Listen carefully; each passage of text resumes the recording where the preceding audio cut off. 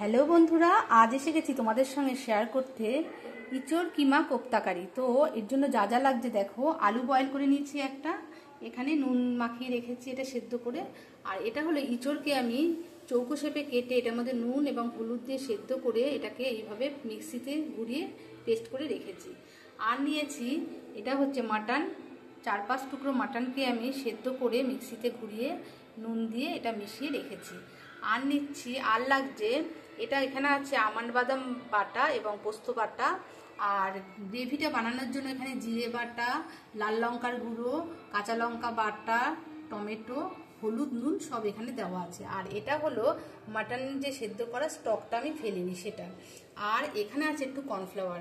এবার আমি আর তারাও তোমাদের দেখাচ্ছি। এবার আমি এটাকে ইঁচড়টাকে আলু সেদ্ধ একসঙ্গে সব মশলা দিয়ে মেশাবো, তোমাদেরকে দেখাচ্ছি। আর এখানে পেঁয়াজ রসুন আদা আমি কষিয়ে রেখেছি, এটা 3টে ভাগ করে রেখেছি। এটা একটা ভাগ দিয়ে আমি গ্রেভি রেডি করব, আর একটা ভাগ হচ্ছে মাটন কিমাতে মাখাবো, আর একটা হচ্ছে ইঁচড় এবং আলু সেদ্ধ এটার মধ্যে মিক্স করব। তো এবার চলো দেখতে থাকো। ইঁচড় তো তোমরা অনেক রকমভাবেই খেয়েছো, একবার এইভাবে ট্রাই করে দেখো, আশা করছি তোমাদের খুব ভালো লাগবে। তো দেখো ইঁচড় সেদ্ধটা আমি যে নিয়ে নিয়েছি, আর এই যে এটাতে হচ্ছে পেঁয়াজ আদা রসুন যে কষানো মশলাটা সেটা আমি নিয়ে নিয়েছি। আর হচ্ছে এখানে একটু হলুদ দিয়েছি, একটু মিষ্টি দিয়েছি, একটু নুন দিয়েছি। আর নুন যদিও এর মধ্যে দেওয়াই ছিল তারপরে একটু দিয়েছি। আর এই যে আলু সেদ্ধটা নিয়েছি, আর দিলাম কর্নফ্লাওয়ার। কর্নফ্লাওয়ারটা নিলাম বাইন্ডিংটা খুব সুন্দরভাবে তৈরি করার জন্য, যেহেতু কোপ্তা হবে এটা দিয়ে, তো তার জন্য কর্নফ্লাওয়ারটা দিয়ে খুব ভালোভাবে এবার এটাকে মেখে নেবো আমি। এই দেখো ইঁচড় এবং পেঁয়াজ রসুন আদার মিক্স, নুন হলুদ মিষ্টি সবকিছু দিয়ে এটা মেখে রেডি করেছি ইঁচড়টা। এবার দেখো এই হচ্ছে মটন কিমাটাকে আমি সুন্দর করে যে সেদ্ধ করে রেখেছিলাম নুন দিয়ে, সেটার মধ্যে এই দেখো এই যে পেঁয়াজ রসুন আদার ভাজাটাকে এবার আমি ভালো করে মেখে নেব। মাটনটাকে আমি এরকম মেখে মশলা দিয়ে মাটন সেদ্ধটাকে তারপরে আমি দেখো এরকম ছোট ছোট গোল করে নেব সব। বাড়িতে যখন চিকেন কিংবা মটন আসবে তখন অবশ্যই কিছু পিস সরিয়ে রাখবে এরকম কিছু ডিশ বানানোর জন্য। তো আমি দেখো ছোট ছোট বল করে নিয়েছি, এরকম আমিও রেখে দিই। তো তারপরে ভেবেচিন্তে একটা আইটেম রেডি করি। ইঁচড় সেদ্ধটা যখন এরকম মাখবে, মাখার পরে শেষে একটু টেস্ট করে দেখবে নুন মিষ্টিটা সব ঠিক আছে কিনা। তো দেখো আমার পুরো সম্পূর্ণ ঠিক আছে। এবার আমি এগুলো গোল গোল করে লেচির মতো করে নেব এবং লুচির মতো করে বেলে মাঝখানে ওই মাটনের পুরটা দেবো।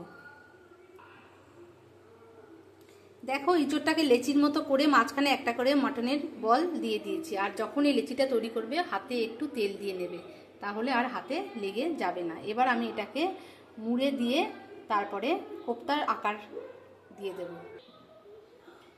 দেখো মাঝখানে মাটন কিমার পুরটা ভরে কোপ্তাগুলো আমি খুব সুন্দর করে রেডি করে নিয়েছি, ইঁচড়ের কোপ্তাগুলো। তো দেখো এবার আমি এটাকে একটু হালকা ফ্রাই করব। এবার কোপ্তাগুলোকে ফ্রাই করব, তার জন্য আমি প্যানে তেল দিয়ে দিয়েছি। দেখো খুব সামান্য তেল, 2 টেবিল স্পুন তেল হবে। আমি তো একটু তেলে কৃপণ আছি, তো তার জন্যই। দেখো কোপ্তাগুলো এইভাবে কম তেলে ফ্রাই করা সম্ভব। দেখো আমি খুব সুন্দর করে ঘুরিয়ে ঘুরিয়ে ফ্রাই করে নিয়েছি। প্যানে এবার তেল দিয়ে দিলাম। এখানে তেল দিয়ে এবার আমি একটু জিরে ফোড়ন দেবো, গোটা গরম মশলা আর তেজপাতাটা ফোড়ন দেবো না, যেহেতু আমার পেঁয়াজ আদা রসুনের পেস্টটার মধ্যে অলরেডি দেওয়া আছে, তো তার জন্য দেবো না।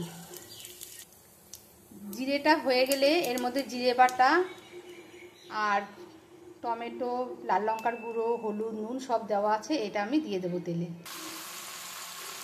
এই মশলাটা একটু হয়ে কষে এলে তারপরে আমি এর মধ্যে আদা রসুন পেঁয়াজের ওই কষানো পেস্টটাও দিয়ে দেবো। জিরেটা প্রায় কষে এসেছে, এবার আদা পেঁয়াজ রসুনের যে কষানো মশলাটা রাখা ছিল ওটা আমি দিয়ে দিলাম। দেখো এটা থেকে যখন পুরো মশলা তেল ছেড়ে আসবে তখন আমি দিয়ে দেব ওই আমন্ড বাটা এবং পোস্ত বাটাটা। আর দেখো আমি কাঁচা লঙ্কাও দিয়ে দিয়েছিলাম আস্ত, এবং আর কাঁচা লঙ্কা বাটাও দিয়েছিলাম, যার যেরকম ঝাল লাগবে তার জন্য এটাকে চিড়ে দিয়ে দিই। আমন্ড বাটা এবং পোস্ত বাটার পেস্টটা দিয়ে দিলাম। মশলাটা সম্পূর্ণ কষে গেছে, আর মটন সেদ্ধ করার জলটা আমি রেখে দিয়েছিলাম এটার মধ্যে দিয়ে দিলাম এবার। আর তারপরে যদি জল লাগে, এটা তো গ্রেভি খায়, তো এটাতে খুব বেশি জলের দরকার নেই, তারপরে যদি মনে হয় অল্প দিয়ে নেবে। গ্রেভিটা এবার ফুটে উঠেছে, এবার আমি মাটন কিমাটা ইঁচড় কিমা বলগুলো ছেড়ে দেব এক এক করে। কাঁঠাল কিমা কোপ্তাকারিটা সম্পূর্ণ কমপ্লিট। দেখো আমি একটু মিষ্টি দিয়ে দিয়েছিলাম স্বাদের জন্য। আর এরকম গ্রেভি অবস্থায় নামিয়ে ফেলবে, কেননা এটার মধ্যেও পরে ঝোলটা টেনে যাবে। আর আমার ঘরে তৈরি করা গরম মশলা দিয়ে দিলাম, আর একটু ঘি দিয়ে দেবে। বাস কমপ্লিট। তোমাদের কেমন লাগলো? যদি ভালো লেগে থাকে অবশ্যই কমেন্ট করো আর শেয়ার করো। Bye bye. আজকের মতো আবার আসবো নতুন কোনো ভিডিও নিয়ে। অনেক ধন্যবাদ।